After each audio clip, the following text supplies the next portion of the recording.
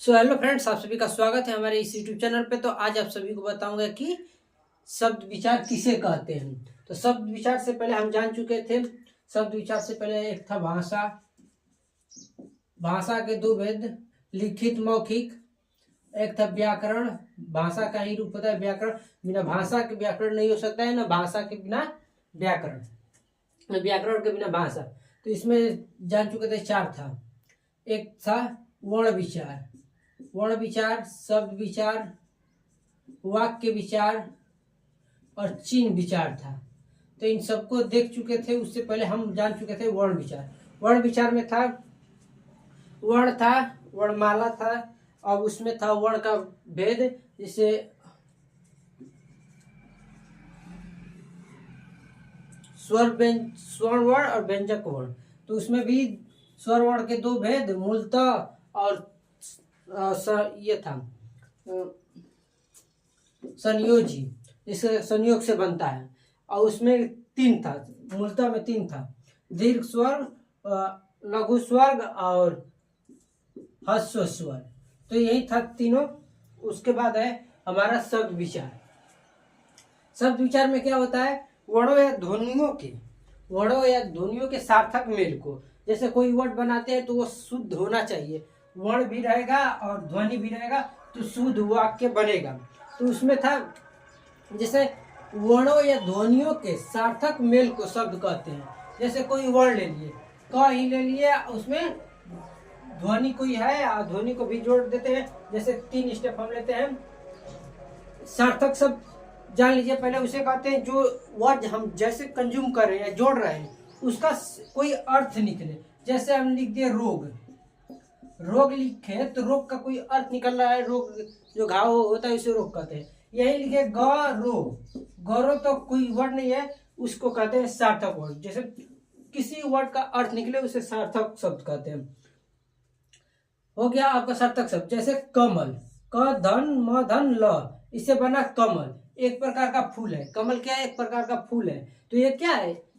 एक सटीक शब्द निकल रहा है, जैसे किसी का उपयोग हो रहा है कमल में। और वही निरर्थक शब्द उसे कहते हैं जिसका कोई अर्थ ना हो। जैसे किसी वर्ड को जोड़ रहे हैं, वर्डों को मेल को जोड़ रहे हैं हम, उसमें कोई नहीं निकल रहा है। जैसे लिखे हम कमजोर, लिख दिया कमजोर, ये हो गया सार्थक शब्द। यही लिखेंगे जरोमक, कोई वर्ड नहीं निकल रहा है जरोमक में, तो उसी को कहते हैं निरर्थक।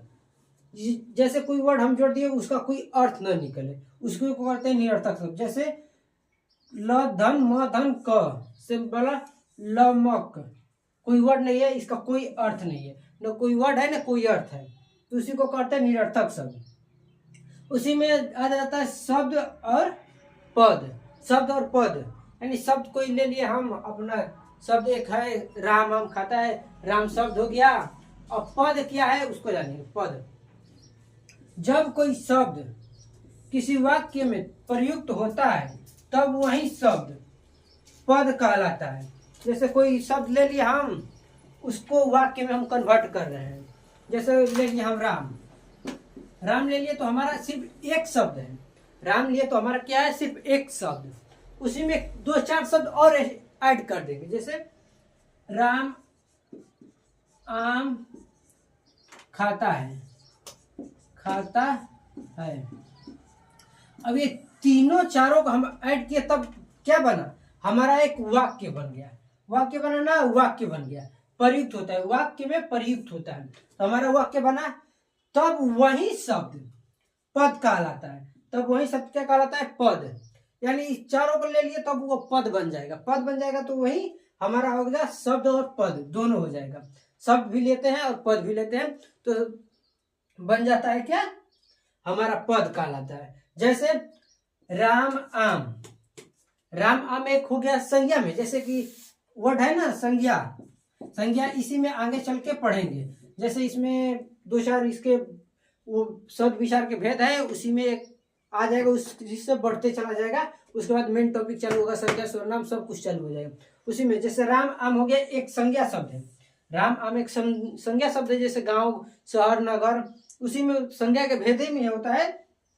भेद में जैसे व्यक्तिवाचक में हो जाएगा राम, आम हो जाएगा जातिवाचक, पूरे आम समूह को कर रहा है। जैसे आम जैसे अंगूर हो गया, वो गुच्छा गुच्छा में रहेगा तो वो समूहवाचक हो जाएगा। इसी तरह राम है, आम है, तो संज्ञा शब्द है। यहाँ पे खाता है, क्या हो गया, क्रिया शब्द। किसी चीज को खाना है, जैसे क्रिया करेंगे तभी ना खाएंगे हम, तो उसी को खाता है हो जाएगा क्रिया शब्द। ये चारों जब मिलेगा, राम आम खाता है, तो हमारा एक वाक्य बन गया। जैसे इन चारों को हम जोड़ दिए तो एक पद का निर्माण होता है, वाक्य का निर्माण होता है, तो इसी को कहते हैं पद। हो गया इतना। उसके बाद है शब्द के भेद। शब्द के कितने भेद होते हैं? शब्द के 4 भेद होते हैं। जैसे एक है अर्थ के आधार पर, अर्थ के आधार पे आपके 3 भेद हो जाते हैं। उत्पत्ति के आधार पे भी तीन हो जाते हैं। और क्या उत्पत्ति, व्युत्पत्ति, संरचना, बनावट के आधार पे 2, और रूपांतर के आधार पे हो जाते हैं 2।